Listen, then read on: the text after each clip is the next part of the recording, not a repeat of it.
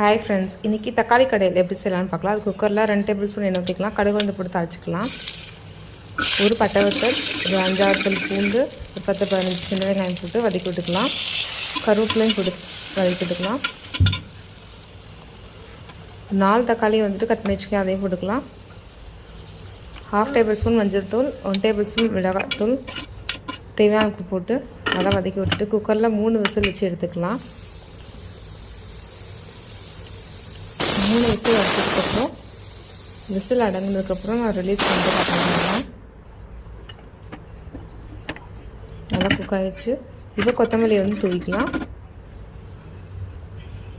இப்போ இதை வந்து ஒரு மத்து வச்சு நல்லா மசிச்சு விட்டுக்கலாம். இது இட்லி, தோசை, சப்பாத்தி எல்லாத்துக்குமே நல்லாயிருக்கும். நான் இன்றைக்கி வந்து தோசையோடு வச்சு சாப்பிட்டேன். சூப்பராக இருந்துச்சு. இதே மாதிரி நீங்களும் ட்ரை பண்ணிவிட்டு எப்படி இருந்துச்சு சொல்லுங்கள். டாடா, பாய். நெக்ஸ்ட் வீடியோவில் பார்க்கலாம்.